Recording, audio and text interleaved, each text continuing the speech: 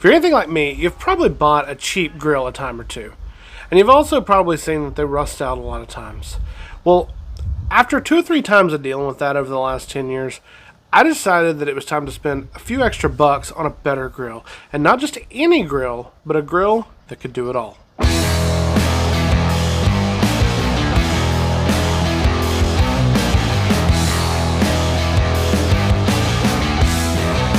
So if you're asking yourself, what on earth is a DIY channel doing making a video about a grill? Well, I need you to hang with me for just a second. Previously, we've been doing some videos about our back porch makeover. And if you haven't caught those, be sure and do that. We'll link those up. The other thing is that we're trying to bring our inside outside. And so we're trying to make an outdoor living space. And so in that process, we kind of want almost like an outdoor kitchen, a way to cook some good food. And that's why we're doing this video. So when it came to a grill, I had 3 different criteria that I wanted to try to meet. The first was budget. I figure over the last 10 years, I've probably spent anywhere from $1,000 to $1,500 on grills and also a couple of different master built smokers. And so with that in mind, I decided the budget that I was going to set myself at was $1,500. If that seems like a lot, don't click away just yet, because 1, I actually didn't end up spending that much, and 2, at the end of this video, I'm going to go ahead and tell you what I would choose if I was on a more modest budget. So the next piece of criteria I had to determine was charcoal or gas.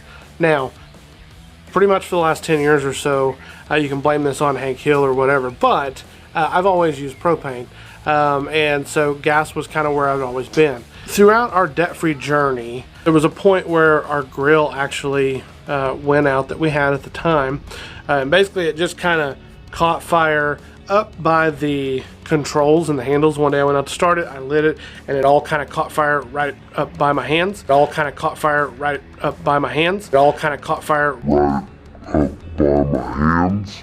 And so after I changed my shorts, I decided I wasn't going to use that anymore. The problem was we weren't spending a lot of money. We were trying to pay off debt. What I ended up doing was we had a gift card, and so we took that gift card to Walmart, and we used that to buy a Weber knockoff grill. Not even a real Weber, a Weber knockoff kettle grill. It was during that time though that I realized just how much better flavor the charcoal really had. And that was when I determined I couldn't go back. So the last piece of this puzzle was that the grill needed to be a Swiss Army knife of grills. In a perfect world, I would probably have multiple grills. I think a lot of us guys would. And I would just love to just have plenty of space and plenty of money to do all of that. Unfortunately, I live in reality. And so because of that, I needed to pick a grill that would do everything and do it with excellence. And so the grill that I chose was the Hasty Bake Legacy 131.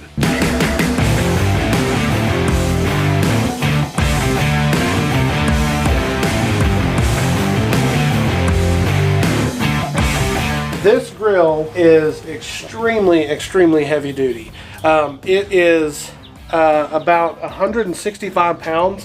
And that was one of the first things I noticed about this grill was that the lid, the metal, everything in it was super heavy duty and super solid.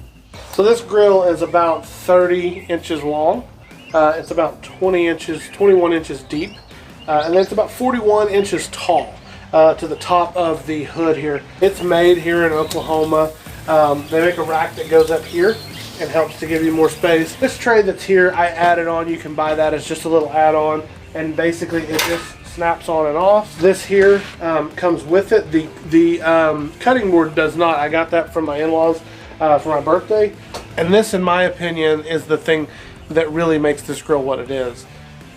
It has a crank handle here that allows you, and if you see this little pointer, it points to smoke, bake, and sear.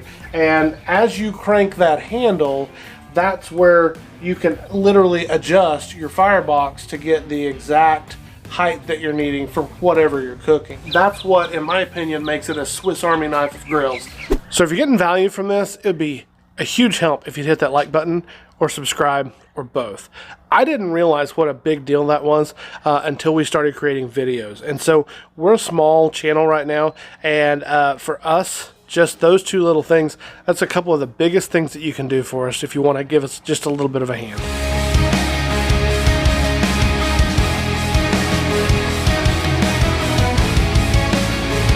The air vent on this side pulls through to the air vent on this side, and basically you're going to control your heat just with your air vents as you get it up to temp. And then also inside here, these grates, they're actually shaped at like a slight V, and that is so that as you're cooking, the grease will run down to the center, and then right underneath this in the center is a small channel that runs down. And if you're wondering what this was over here on this side, this is where the grease pan's at, that small channel is dripping the grease down into, and it helps prevent flare-ups. So if you're like me, you probably hadn't heard a whole lot about these. I really don't know why. First time I saw one of these was on Cowboy Kent Rollins' YouTube channel, using one, and it kind of intrigued me. And then I started doing a little bit of research, and I found out, like I said, that they were made here in Oklahoma. And what was really cool too was after I bought this, I ended up finding out that my grandpa actually had a Hasty Bake as well. He had it for like 40 or 50 years. So this grill is $11.99 to buy. And so I told you a minute ago that we had set a budget of $1,500. And again, I know that's not cheap. But in my opinion, for what it does and how well it does it, it's worth the price. Now, I said earlier in the video that if that was way out of your budget, that I was also going to tell you what I think would be an excellent grill that's actually worth the price that you're going to pay in our super cheap, low price category. And here's what I think it is. I think just a Weber kettle grill is probably your best bet because the flavor is on par, the flavor is excellent, and also because the price is excellent. I know that the knockoff Weber that we got was like 80 bucks. I think a regular Weber is going to be in the $100 to $150 range. I'm telling you, if you do that, it will blow your mind how good it is. So here's the deal. If you can afford it, buy this grill. Heck, if you can't afford it, buy this grill. Okay, no, I'm just kidding. All right, this is debt-free DIY. I would not tell you to do that. But save your pennies, sell a kidney on the black market, whatever you need to do. Use your Biden money. I don't care. But honestly, like, if you can afford this grill, buy it. It's good. It's really good.